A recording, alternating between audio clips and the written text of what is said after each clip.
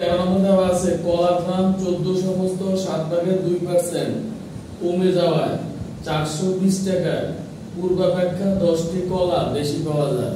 পূর্বাপেক্ষা 10টি কলা মানে কলার দাম কমে গেছে আর কমে যাওয়ার কারণে 420 টাকায় আগে যে কলা পাওয়া যায় হয়েছে কি 10টি কলা বেশি পাওয়া যায়। আমাদের ক নম্বরে বলছে একটি সংখ্যা 14 সমস্ত 7 ভাগের 2% সমান 10 হলে সংখ্যাটি নির্ণয় করো। সংখ্যাটি নির্ণয় করো। আমরা এখানে যেটা দেওয়া আছে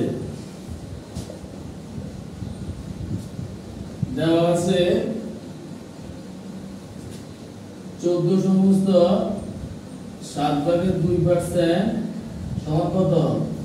মানে একটা সংখ্যা 14 সমস্ত 7 ভাগের 2% সমান 10 এটা দেওয়া আছে। এখন সংখ্যাটা কত এটাকে বলছে এখানে না, মানে আমাদের সংখ্যাটা নির্ণয় করতে হবে। এখন এই নির্ণয় করার ক্ষেত্রে আমরা দুই ভাবে করা যায় এই অঙ্ক। আমরা যদি লিখি যে ধরি সংখ্যাটি ক কি লিখলাম, যেহেতু সংখ্যাটা অজ্ঞাত মানে সংখ্যাটা মানে এই যে সংখ্যাটি এটা হলো অজ্ঞাত, এখানে বলা দাও কত বলে না আমরা বের করতে হবে। এই ক্ষেত্রে আমরা যে কোনো একটা ধরে নিলাম, তাহলে সংখ্যাটি কত ধরলাম? ক। এখন আমরা লিখতে পারি যে সুতরাং ক এ 14 সমস্ত 7 ভাগের 2% সমান 10 সমান কত? 10।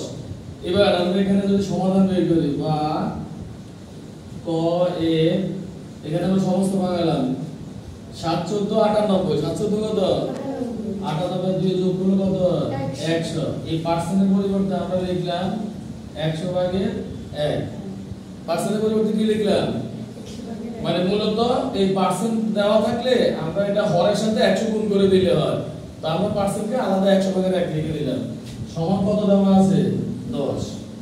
এবার দেখি আমরা, দেখো এই 100 কাটা 100 কি কাটা আমাদের এখানে কি থাকে? বা ক এ 7 ভাগের 1 সমান কত? 10। বা ক এর 7 ভাগের 1 সমান কত? 10। আমরা এটাকে লিখতে পারি বা ক সমান, এখন মনে রাখবো এটা এই পাশে যদি গুণ থাকে এর গুণের কাজ করে, এর কিসের কাজ করে? মানে বাম পাশে যদি গুণ থাকে তখন আমরা ডান পাশে নেব, এটা ভাগ হয়ে যায়। কি হয়ে যায়? ভাগ হয়ে যায়। আচ্ছা এখন এটা আছে 7 ভাগের 1, কত আছে? 7 ভাগের 1। আচ্ছা আমরা যদি এটাকে যেমন এটা এরকম হয় 10 ভাগ 7 ভাগের 1 এরকম আমরা যদি ভেঙে ভেঙে করি পরে আমাদের কত হয়? বা ক সমান 10 গুণ 1 ভাগের 7। ভাগ যখন গুণ হয় তখন হর লব হয়, লব হর হয়। সুতরাং ক সমান কত হয়?